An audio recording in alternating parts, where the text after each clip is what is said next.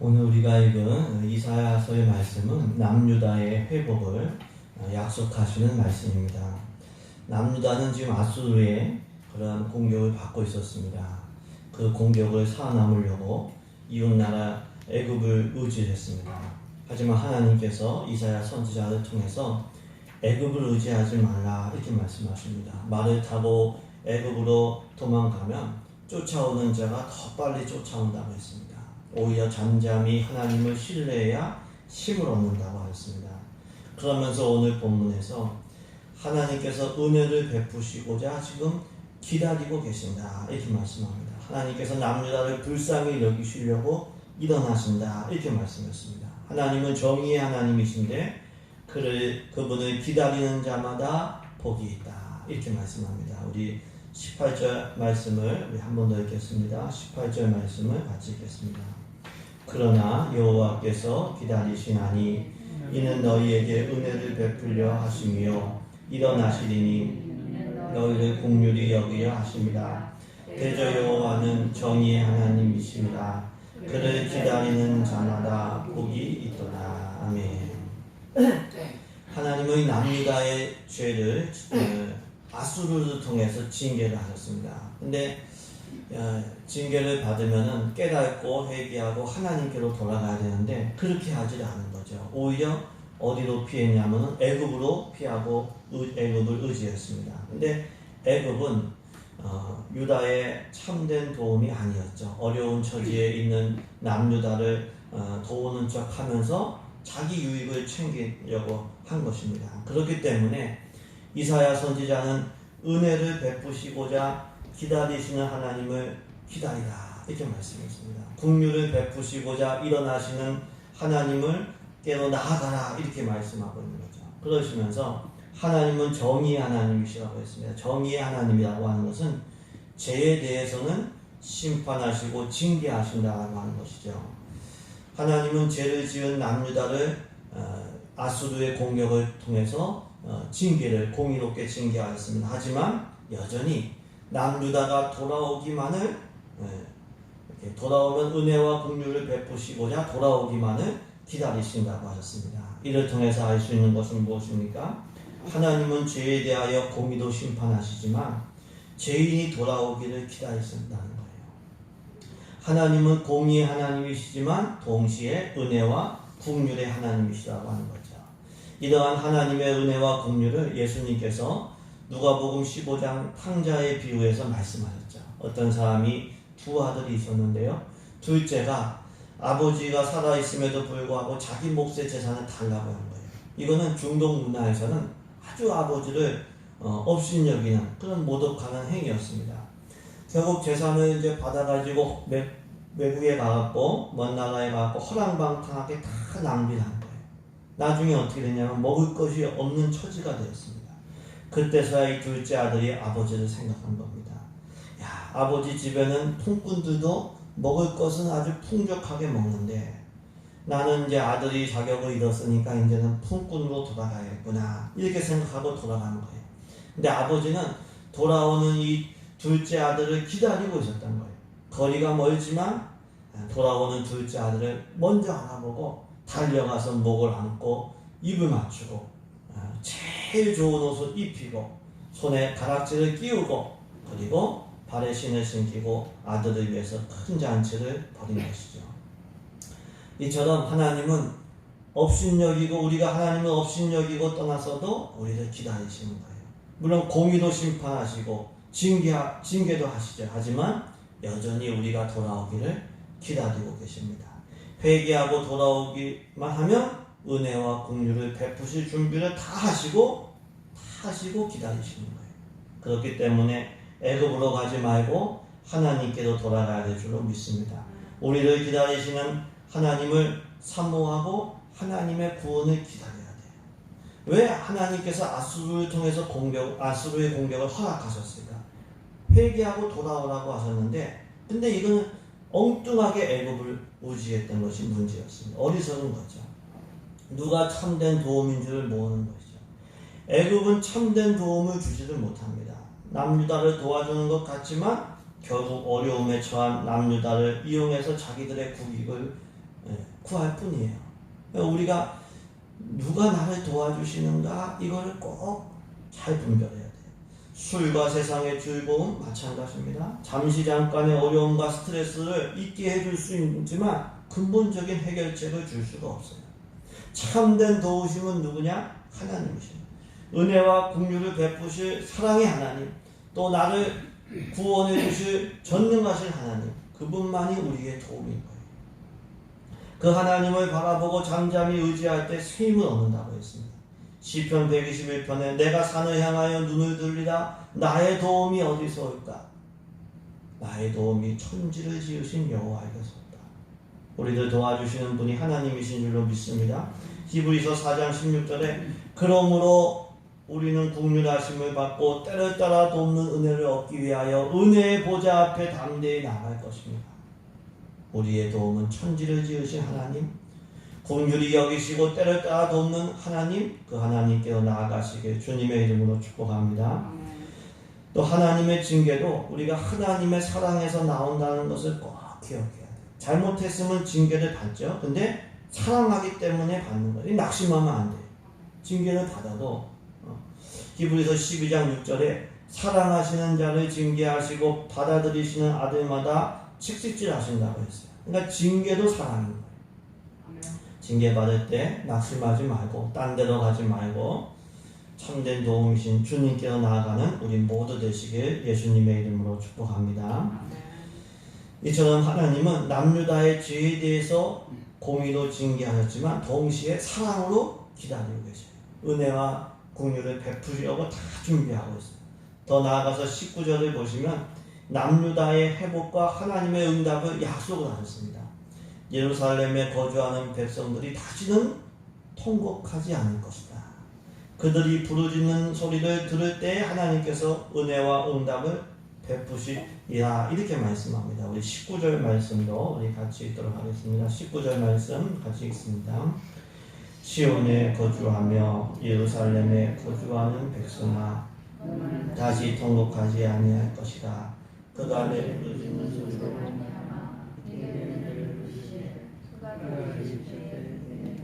응답하시리라. 아멘. 시온에 거주한다는 것은 예루살렘에 있는 시온산에 거주한다는 것을 의미합니다. 예루살렘에 사는 백성들아 다시는 통곡하지 않을 것이다. 남유다가 부르짖을 때에 하나님께서 은혜를 베푸신다고 했어요. 하나님께서 남유다의 부르짖는 소리를 들으실 때에 응답하신다 이렇게 말씀했습니다. 이를 통해서 알 수 있는 것은 무엇입니까? 부르짖어 기도할 때에 하나님께서 은혜와 응답을 베푸신다는 거예요. 가만히 있으면 안 돼요. 그래서 가만히 있으면 하나님 다 알고 계셔요. 다 알고 계신데 부르짖어 기도할 때에 은혜와 응답을 베푸신다 약속하신 거예요. 그렇기 때문에 기도는 정말 귀중한 거예요. 기도는 하나님의 은혜의 통로가 되는 것이죠. 물론 우리는 기도로 하나님을 조종할 수는 없습니다. 하나님은 우리의 기도에 끌려다니시는 분이 아니에요. 우리에게도 자유의지가 있지만 하나님께도 자유의지가 있어요. 하지만 하나님은 성경의 여러 곳에서 우리가 기도할 때 응답하신다. 그리고 딱 약속을 해주셨어요. 마태복음 7장 7절에 구하라 그리하면 너에게 주실 것이요 찾으라 그리하면 너희에게 찾아낼 것이요 문을 두드리라 그리하면 너희에게 열릴 것이니 구하는 이마다 받을 것이요 찾는 이는 찾아낼 것이요 두드리는 이는 열릴 것입니다. 그래서 절망하면 안 돼요. 우리는 하면 되는 거예요. 예수님 안에서 하면 되는 거예요. 구하고 찾고 두드리면 하나님께서 은혜 주실 줄로 믿습니다. 마가복음 11장 24절에 그러므로 내가 너희에게 말하노니 예수님 말씀하십니다. 무엇이든지 기도하고 구하는 것은 받은 줄로 믿으라. 그리하면 너희에게 그대로 되리라. 믿음으로 구하면 하나님께서 주신다고 약속하셨어요. 오늘 본문도 부르짖는 소리로 말미암아 은혜를 베푸신다. 부르짖는 소리를 들으실 때에 응답하신다. 이렇게 말씀했어요. 그래서 우리가 1시간이라도 더 기도해야 돼요. 이게 남는 장사예요. 요즘에 코로나 식사금지로 인해서 오후 예배를 온라인 기도학교로 우리가 대신하고 있습니다. 온라인 기도학교를 통해서 기도에 대한 많은 말씀을 배웠어요. 지난주에는 또 소리내어 기도하는 통성기도, 부르짖는 기도의 중요성도 배웠는데요. 근데 이 배우는 게 참 귀한데 더 중요한 것은 직접 기도하는 거예요. 아무리 배워도 기도하지 않으면 은혜와 응답을 받을 수가 없는 거예요. 기도에 대해서 배우는 것이 응답을 보장해 주는 건 아닙니다. 기도에 대해서 배운 대로 적용해서 기도할 때 은혜와 응답을 받게 되는 거예요. 기도함으로 은혜와 응답 받는 우리 되기를 소망합니다. 기도할 때 주님의 임재를 누릴 수 있고 기도할 때 하나님의 복을 누릴 수가 있는 거죠. 어떻게 기도해야 될까요? 전심으로 기도해야 된다고 말씀합니다. 부르짖는 소리로 말미암아 은혜를 베푸신다. 부르짖는다는 것은 전심으로 기도한다는 거예요. 전심으로 기도할 수 있는 믿음과 영역이 우리 모두에게 있기를 예수님 이름으로 축복합니다. 그렇게 기도할 때에 살 길을 열어주세요. 또 기도는 의심이 아니라 오직 믿음으로 해야 돼요. 오늘 본문에 다시는 통곡하지 않는다. 부르짖는 소리로 말미암아 은혜를 베푸시고 들을 때에 응답하신다. 약속하셨어요. 믿고 기도해야 돼요. 야고보서 1장 5절에 너희 중에 누구든지 지혜가 부족하거든 양식이 부족하든 능력이 부족하거든 모든 사람에게 후히 주시고 꾸짖지 아니하시는 하나님께 구하라. 그리하면 주시라. 오직 믿음으로 구하고 조금도 의심하지 말라. 의심하는 자는 마치 바람에 밀려 요동하는 바닷물개 같으니 이런 사람은 무엇이든지 주께 얻기를 생각하지 말라.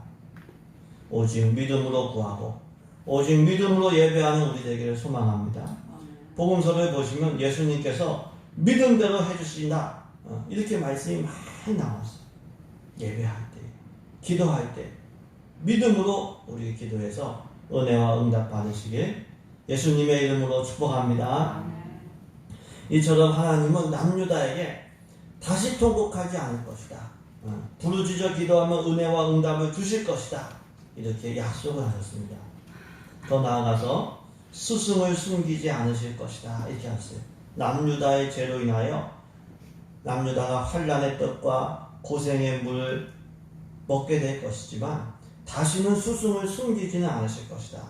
치우칠 때에 좌우든지 우로든지 치우칠 때에 바른 길로 인도하시는 스승의 목소리를 듣게 될 것이다. 이렇게 말씀하셨습니다. 우리 20절과 21절 말씀을 같이 읽습니다. 20절과 21절입니다.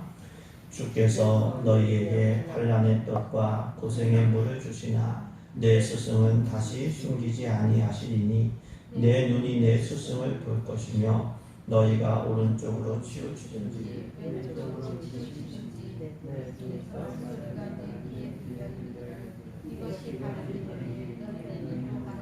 할 것이며 아멘. 남유다가 환난의 떡과 고생의 물을 먹는 것은 죄에 대한 징계죠.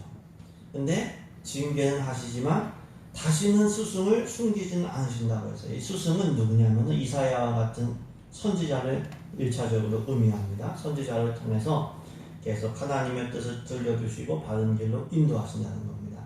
더 나아가서 이 스승은 우리를 진리로 인도하시는 성령님을 의미하는 거죠. 우리 요한복음 14장에 보시면 예수님께서 성령님에 대해서 말씀을 하시는 것이 나옵니다. 영원토록 우리와 함께 계실 또 다른 보혜사, 예수님 외에 또 우리를 돕는 분, 성령님을 보내주신다고 했어요.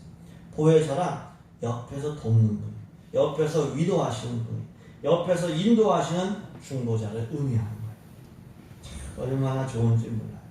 얼마나 좋은지 몰라요. 예수님은 성령님을 진리의 영이라고 했고 우리와 함께 우리 속에 계신다고 하셨습니다. 성령님께서 예수님의 말씀을 자꾸 생각나게 하시고 예수님이 누구신지를 증언해 주신다고 했어요. 그리고 죄와 의와 심판에 대해서 책망하시면서 모든 진리 가운데로 성령님께서 인도해 주신다고 했어요. 오늘 본문에서도 오른쪽으로 혹은 왼쪽으로 치우칠 때 이것이 바른 길이니 이리로 가라 이런 목소리를 듣는다고 말씀하셨어요. 이를 통해서 알 수 있는 것은 무엇입니까? 성령님께서 우리를 바른 길과 진리로 인도하시는 스승이 되신다고 합니다. 이 스승이신 성령님께서 인도하시는 이 은혜가 너무 귀한 거예요. 여러분 우리가 스승이 있는 것과요 혼자 공부하는 건 정말 차이가 있어요. 운동선수들도요, 좋은 코치가 있는 것과 혼자 연습하는 거는 너무 큰 차이가 있어요. 낯선 곳에 갔는데 안내자가 있는 것과 아무도 몰라요. 그런 건 너무 차이가 있죠. 자동차 운전할 때 내비게이션이 있는 것과 그냥 모르고 가는 것과는 큰 차이가 있죠. 그렇기 때문에 선지자와 성령님을 보내주신 은혜에 우리가 감사해야 돼요. 만약에 그 은혜가 없다면 우리는 바른 길을 갈 수가 없고 또 예수님을 알고 믿고 구원의 길로 갈 수가 없는 거예요. 시편 119편 105절 말씀에 주의 말씀은 내 발의 등이요 내 길에 빛이니이다 이렇게 말씀했어요. 깜깜한 어두운 길에 가로등도 없고 후레쉬도 없어요. 어두운 산길로 가는데 불빛이 없어요. 그럼 낭떠러지로 가도 모르는 거예요. 영적으로도 마찬가지입니다. 선지자나 전도자를 통해서 하나님 말씀을 듣지 못하면 영적인 어둠에 갇히게 되는 거예요. 그렇기 때문에 스승을 주셔서 말씀을 듣게 하시고 바른 길로 인도하신 은혜에 대해서 감사해요. 그 은혜를 귀히 여겨야 돼요. 더 나아가 우리를 바른 길로 또 진리로 인도하시는 성령님과 늘 소통하고 순종해야 돼요. 예수님의 증언이 없으면, 예수님을 증언하시지 않은 성령님께서, 그러면 우리는 예수님을 몰라요. 믿을 수가 없어요. 죄를 책망하시는 성령님의 도우심이 없으면 내 죄가 뭔지도 모르고 회개할 수도 없고 구원에 이를 수도 없어요. 근데 많은 경우에 눈에 보이지 않는다고 성령님을 인정하지 않고 경외하지 않고 주목하지 않고, 이게 문제예요. 어리석은 거죠. 고린도후서 4장 18절에 우리가 주목하는 것은 보이는 것이 아니요 보이지 않는 것이니 보이는 것은 잠깐이요 보이지 않는 것은 영원하니라고 했어요. 잠언 3장 5절에 너는 마음을 다하여 여호와를 신뢰하고 내 명초를 의지하지 말라. 너는 범사에 그를 인정하라. 그리하면 내 길을 지도하시라. 성령님 눈에 안 보인다고 주목하지도 않고 인정하지도 않으면 이건 문제가 됩니다. 그럼 지도를 받을 수가 없습니다. 성령님을 인정하고 따름으로 복되고 바른 길로 나아가는 우리 되기를 소망합니다. 또 우리는 성령의 충만을 늘 간구해야 돼요. 왜냐하면요, 이 신앙생활이 내 힘만으로 될 수가 없기 때문에 그렇습니다. 우리 힘으로 하려면 신앙생활만큼 부자연스럽고 힘든 것도 없어요. 근데 성령의 충만과 지배를 받으면 이게 자원하는 마음, 거룩한 열망이 생기기 때문에 이게 신앙생활이 기쁨이 되는 거예요. 성령의 열매 중에 첫 번째가 사랑의 열매인데, 성령 충만하면 하나님을 사랑하게 되고 자기를 사랑하겠고 이웃을 사랑하게 되는 거예요.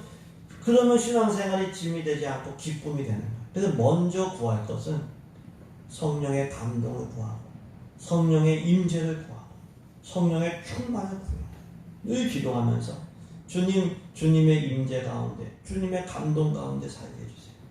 성령 충만한 가운데 기쁨으로 순종하고 또 나아가시기에 바른 길로 가시기에 주님의 이름으로 축복합니다. 이처럼 하나님은 남유다에게 스승을 다시는 숨기지 아니하시겠다. 이렇게 그 은혜를 주신다고 약속하셨습니다. 더 나아가서 마지막으로 22절을 보시면은 남유다가 우상을 부정하게 여길 것이고 부결한 쓰레기를 버리듯이 이 버릴 때가 온다 이렇게 말씀하셨죠. 남유다의 회복을 말씀하십니다. 22절 말씀을 우리 마지막으로 같이 읽겠습니다. 22절입니다. 또 너희가 너희 조각한 우상에 입힌 은과 부어 만든 우상에 올린 금을 더럽게 하여 불결한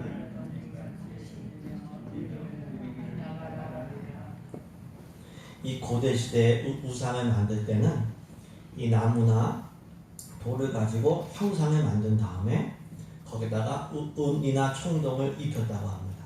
그리고 거기 위에 금을, 그 비싼 금을 도금했다는 거예요. 그러니까 겉으로 보면 어때요? 참 화려하고 그럴듯하고 대단해 보이죠. 우리나라도 산에 올라가면 어떤 데는 불상이 얼마나 큰지 이건 저거 어떻게 만들었을까 이런 생각이 들 정도로 그런 불상들이 있던. 그럼 겉으로 보면 대단해요. 근데 조금만 생각해보면 사람이 만든 거예요. 우선 아무것도 아니에요. 귀가 있어도 듣지 못하고 입이 있어도 말하지 못하고 아무리 사람들이 자기 하소연해도 듣지도 못하고 위로할 수도 없어요. 우상은 손과 발이 있으나 움직일 수가 없기 때문에 도울 수가 없어요. 근데 어둠의 영에 미혹이 되면 이게 어둠의 영에 총명이 지혜가 가려지면은 자기 사람이 만든 우상에 절하고 얽매이고 거기에 얽매이고 살아요. 근데 참된 스승이신 성령님의 도우심을 받아서 분별력이 생기면 우상만큼 헛된 게 없죠. 그래서 우상을 부정하게 여기고 불결한 물건을 던짐같이 버리고 우상 보고 나가라 이렇게 말하게 된다고 했습니다. 이를 통해서 알 수 있는 것은 무엇입니까? 성령님의 도우심을 통해서 분별력이 생기면 우상을 버리게 된다는 거예요. 우상의 헛됨을 아는 우상의 실상을 알게 되면 우상을 버리게 된다는 거예요. 맨날 그 우상에 쩔쩔매고 살았는데 우상한테 이렇게 매여가지고 살았는데 이게 아무것도 아닌 것을 알게 되면 진리 가운데 깨닫게 되면 우상을 버리게 되는 거예요.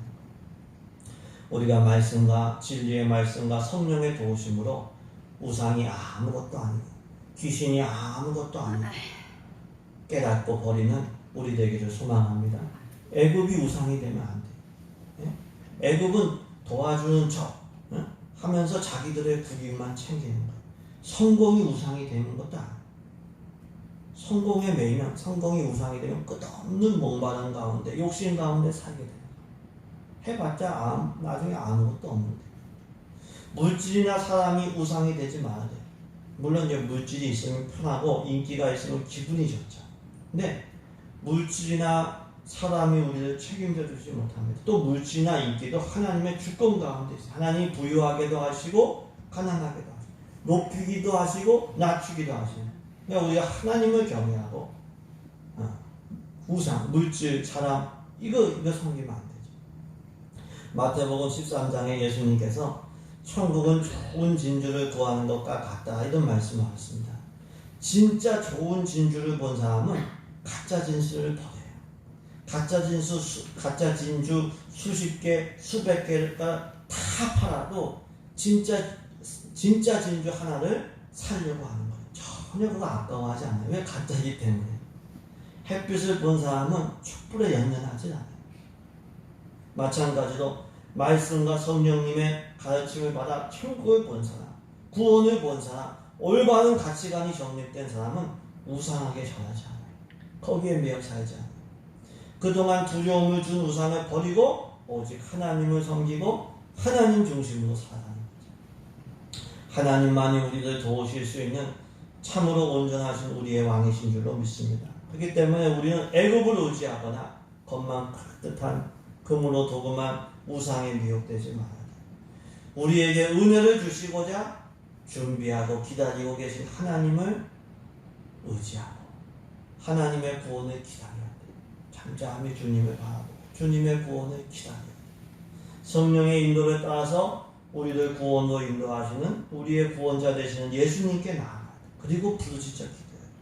그럴 때 은혜와 긍휼을 받게 되고 응답을 받게 되고 그리고 다시는 통곡하지 않은 복을 누리게 될 줄로 믿습니다. 우리에게 은혜를 주시려고 기다리고 계시는 하나님께로 나아가시길 예수님의 이름으로 축복합니다.